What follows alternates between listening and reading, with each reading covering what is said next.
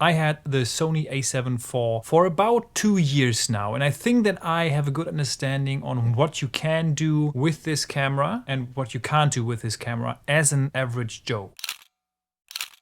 Let's start with the negatives of the Sony A7 IV, because there are not that many. First of all, the camera is very big. If you look across the different brands that are out on the markets, it's somewhat small for a full frame camera, but it's still quite big. So if you are an introvert, if you are someone who's uncomfortable with taking a big camera with you outside, I think this camera is not for you. I am somewhat like that, so I don't really like to carry very big cameras with me on the outside. It draws a lot of attention on you. Especially here where I live in Germany, it's very hard to not be noticed by anyone if you put out your camera. You know, it's like as soon as you put a camera out, everyone focuses on you around on the street. Also for family gatherings, it's not that great for family gatherings because it's, like I said, a big camera. It looks very professional, and people, you know, that are not that used to being on camera, they can get uncomfortable. It can destroy the vibe of a situation. For example, the school party pics, if you want to make pictures of your friends, if you're out and about, or like I said, if you're on a family gathering and you want to make photos of your family, I think the camera is just too big for that.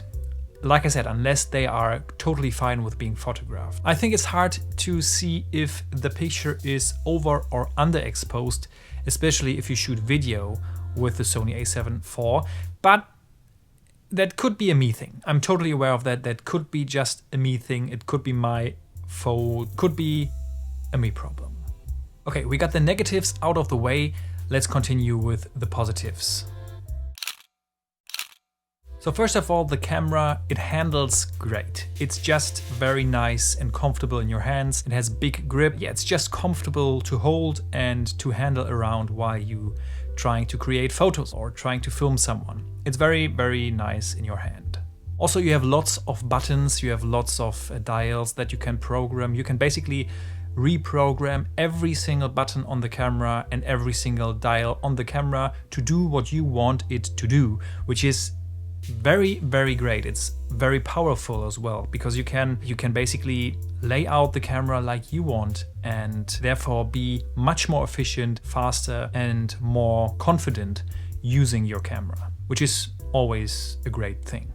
Also, the Sony A7 IV is a great hybrid camera. You have this dial on top where you can select between photo, video and S&Q mode, which is awesome because on the menu you can select different settings that stay the same for the mode. So if you switch from photo mode to video mode, you not always have to dial in all the settings you need to create a video. So that's very, very nice and makes the camera very fast for switching between video and photo. So if you're out and about, you want to capture quickly 2 photos and then you want to create a video of the scene you're seeing, it's just you change the dial and that's it. You can start filming and off you go. So a very, very great hybrid camera. It has a flip out screen, which is actually, it was one of the main reasons why I bought the Sony A7 IV and not the Sony A7 III, for example, because of the flip out screen.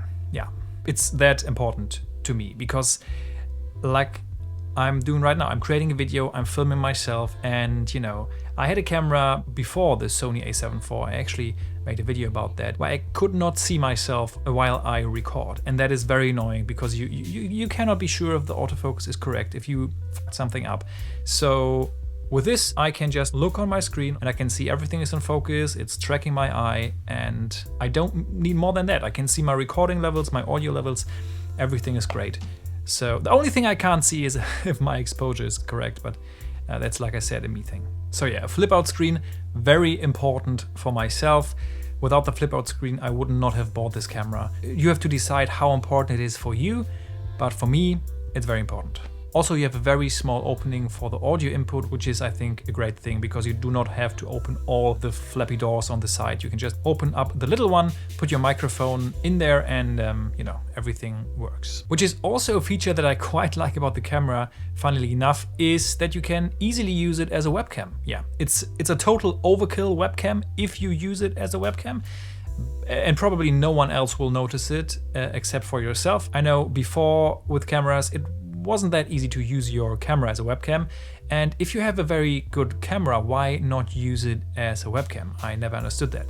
And with the new Sony cameras, it's pretty easy. You just plug in USB and you're basically good to go. So yeah, I think that is quite an underrated feature, but you have to decide if this is important for you. You have a very good autofocus, that I think is, yeah, it's basically, it could be one of the reasons why you buy this camera. Sony is known for its great autofocus, and the Sony A7 IV really does not, let you down in terms of autofocus. I had no problem with it at all at any time. So yeah, autofocus, thumbs up from me.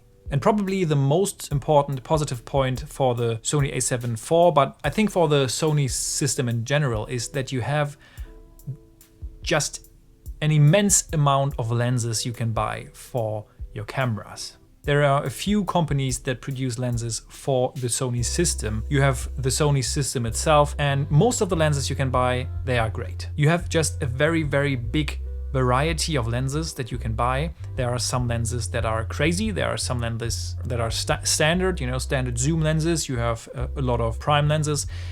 So if you're looking for a great lens selection with a lot of cheap lenses that are still pretty good in quality, I would go with the Sony system. And that's all the positive points that I've written down. But would I buy the camera again? Well, it depends. If I wanted to try to become a professional videographer or a professional photographer, I think I would definitely go for the Sony A7 IV because of the dual card slot and the way better handling. And if you are someone who does this professionally, it's not that awkward and not that strange to have such a big camera in public or such a big camera on events where you work at, So if I would consider going professional, I think I would buy the Sony A7 IV again.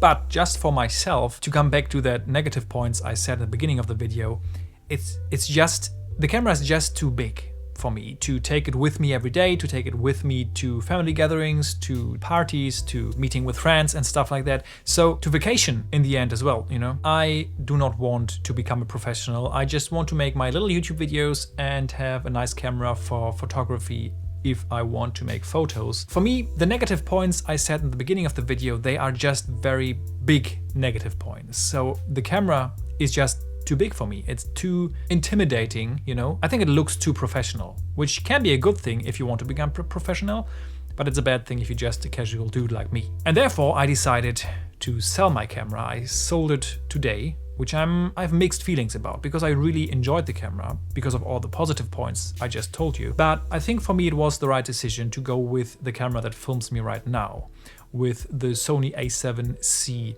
II. And I will definitely make a video on this one, specifically why I switched and what I think about this camera. But yeah, that's what I would consider you to do as well. If you do not really want to become a professional, if you just want to create YouTube videos, first of all, you don't have to buy a full frame camera. You don't have to buy a Sony A7CII II or a Lumix S5 II, I think it's called. They are full frame cameras. It's nice, don't get me wrong, but it's not necessary to start a YouTube channel, and it's a lot of money you put down a rabbit hole. So consider staying APS-C and not going full frame if you don't have a camera yet, because it might be not worth it. And the APS-C cameras today are also very, very great. So if you're that person, but you still want to go full frame, that's totally fine. I did it as well, so I'm definitely not blaming you. For me, the Sony A7CII II was the right decision, I think. I only have it for a few days now, but so far I'm very happy with the camera, and I think it's, it's not way, way, way smaller than the Sony A7 IV, but it's just small enough. You know what I'm saying? Like, it's small enough, to take with you to vacation and stuff like that. So a video on that is coming soon. I hope that you enjoyed the little review about the Sony A7 IV. Yeah, I'm quite sad that I sold it today, but I think that the Sony A7CII II is not a downgrade, it's an upgrade, and therefore I'm quite happy with my decision. Anyways, if you're looking for a Sony A7 IV and you want to buy one, by any means, do it. It's a very great camera and I cannot recommend it enough if you're okay with the size of it. If you enjoyed the video, give me a thumbs up, that would help me a lot. And see you in the next one. Stay safe.